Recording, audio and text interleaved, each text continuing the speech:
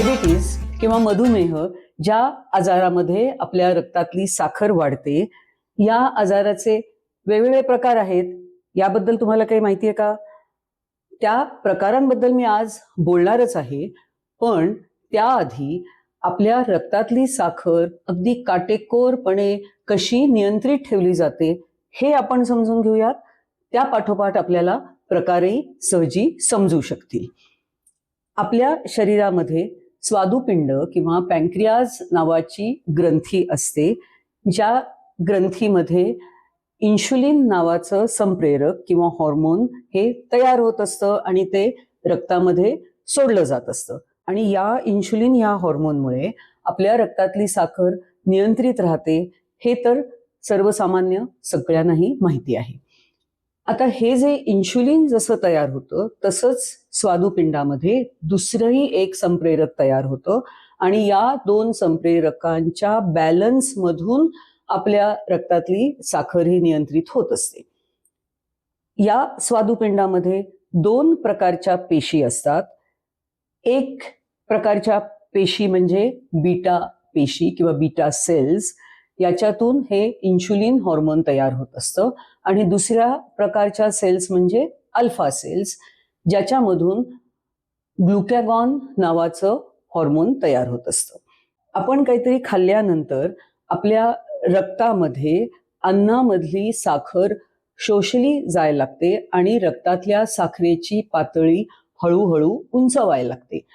या वाढलेल्या पातळीमुळे beta cells मधून इन्शुलिन हे तयार होऊन रक्तामध्ये सोडलं जातं. इन्शुलिनचं कार्य एखाद्या किल्लीसारखं असतं. म्हणजेच आपल्या शरीरातल्या सर्व पेशींमध्ये ग्लुकोज किंवा रक्तातली साखर जर शिरायची असेल तर ह्या इन्शुलिन नामक किल्लीनी त्या पेशींमधल्या दरवाजे किंवा ह्या ग्लुकोज जाण्यासाठीची जी दारं आहेत ती उघडावी लागतात. म्हणजे इन्शुलिन नामक किल्ली जर नसेल किंवा त्याचं कार्य जर कमी झालं असेल तर आपल्या शरीरातल्या पेशी रक्तातली साखर कितीही असली तरी त्या शोषू शकत नाहीत, कारण पेशींवरची दारं, ज्या दारांमधून ग्लुकोज आत शिरू शकतं, ती दारच उघडत नाहीत. म्हणजेच इन्शुलिन या संप्रेरकामुळे किंवा या किल्लीमुळे पेशींमध्ये रक्तातली साखर शोषली जाऊ शकते. इन्शुलिनचं कार्य जर व्यवस्थित असेल तर रक्तातली साखर जास्त वाढू दिली जात नाही. आपण बघितलेलं आहे मागच्या या व्हिडिओमध्ये की रिकाम्या पोटी किंवा फास्टिंग स्टेटमध्ये रक्तातली साखर ही 70 ते 100 मिलीग्रॅम्स% या रेंजमध्ये ठेवली जाते आणि जेवल्यानंतरच्या 2 तासांनी ही 140च्या वर जाऊ दिली जात नाही. हे नॉर्मल व्यक्तीमध्ये, ज्या व्यक्तींमध्ये इन्शुलिनचं कार्य उत्तम किंवा व्यवस्थित आहे, अशा व्यक्तींमध्ये ही पातळी काटेकोरपणे पाळली जाते.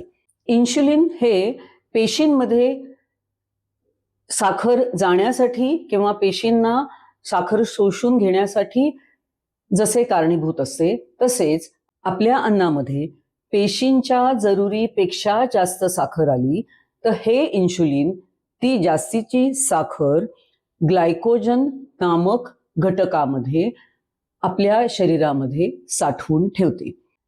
स्वादुपिंडामध्ये अल्फा सेल्स पण असतात आणि ह्या अल्फा सेल्स ग्लुकॅगॉन नामक हॉर्मोन किंवा संप्रेरक तयार करून रक्तामध्ये सोडत असतात. जेव्हा आपल्या रक्तातल्या साखरेची पातळी कुठल्याही कारणाने कमी होते, म्हणजे आपण बराच काळ काही खाल्लं नसेल किंवा इतर कुठल्याही कारणाने रक्तातली साखर जेव्हा कमी होते, तेव्हा ह्या अल्फा सेल्स ग्लुकॅगॉन हे हॉर्मोन रक्तामध्ये पाठवतात. ग्लुकॅगॉनमुळे जे साठवणूक केलेलं ग्लायकोजन असतं याच्यापासून पुन्हा साखर तयार केली जाते आणि ती रक्तामध्ये सोडली जाते. आणि ही जी दोन्ही संप्रेरकं आहेत, या दोन्ही संप्रेरकांचा इतका सुंदर समन्वय आपल्या शरीरामध्ये असतो की ज्यामुळे आपल्या रक्तातली साखर अत्यंत काटेकोरपणे नियंत्रित ठेवली जाते. डायबिटीस हा आजार मुख्यत्वे करून इन्शुलिन या हॉर्मोनच्या कार्यामध्ये बिघाड झाल्यामुळे होतो. आता तो दोन प्रकारेने होतो. एक म्हणजे शरीरामध्ये इन्शुलिनची कमतरता असणे, म्हणजे काही कारणांनी बीटा सेल्स मधून इन्शुलिन हे तयारच होईन असं होतं किंवा बीटा सेल्सचाच नाश होतो आणि शरीरात एकूण इन्शुलिन कमी असतं. दुसरं एक कारण असं असतं जे म्हणजे इन्शुलिनच्या कार्याला शरीरामध्ये अवरोध निर्माण होणे. या दोन्हीपैकी कुठल्याही एका कारणाने आपल्या शरीरामध्ये डायबिटीस हा आजार निर्माण होऊ शकतो. मग या आजाराचे वेगवेगळे कुठले प्रकार आहेत, आज आपण कुठले प्रकार मानतो आणि याचं वर्गीकरण कसं करतो तेही आपण बघूयात. पहिला प्रकार म्हणजे टाईप 1 डायबिटीस. या टाईप 1 डायबिटीसमध्ये काही कारणांनी बीटा सेल्सचा हळूहळू करत पूर्ण नाश होतो. अशा परिस्थितीमध्ये हळूहळू करत इन्शुलिनची पातळी रक्तातली कमी व्हायला लागते. स्वादुपिंड इन्शुलिन तयार करू शकत नाही आणि शेवटी इन्शुलिन हे तयार करणं अशक्य होतं. अशा रुग्णांना बाहेरून इन्शुलिन देण्याशिवाय पर्याय राहत नाही. या बीटा सेल्स नाश होण्यासाठी आपल्या शरीरामध्ये काही ऑटो अँटीबॉडीज म्हणजेच बीटा सेल्सना मारणाऱ्या अँटीबॉडीज किंवा घटक तयार होतात आणि त्यामुळे हळूहळू बीटा सेल्सचा नाश होतो.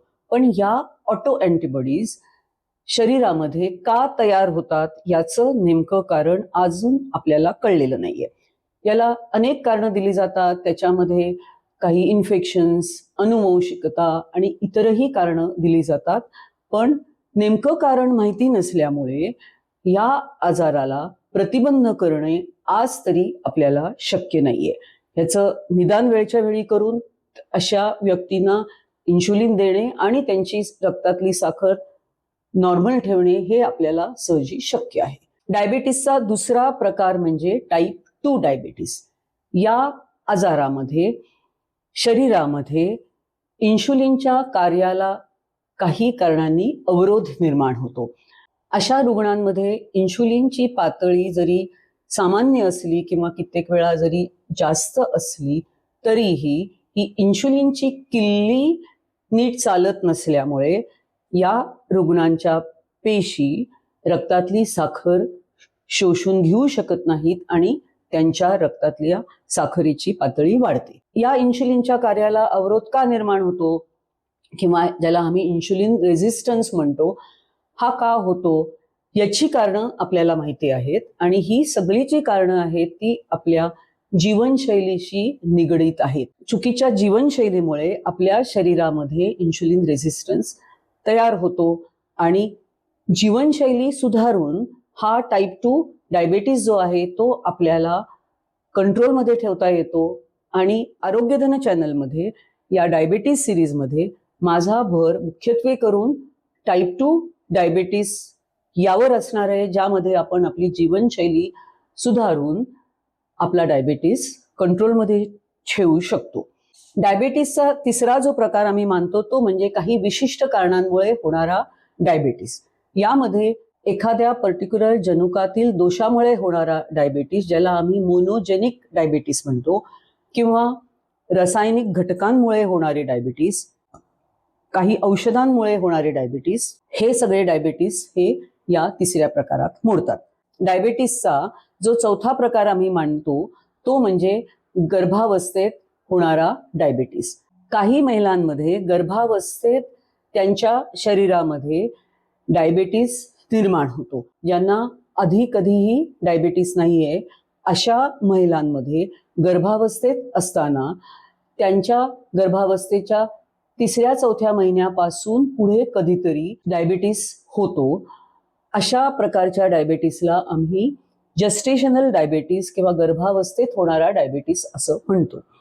या महिलांपैकी काही महिलांमध्ये बाळ जन्माला आल्यानंतर सुद्धा डायबिटीस हा राहू शकतो किंवा अशा महिलांना पुढे जाऊन कधीतरी डायबिटीस होऊ शकतो.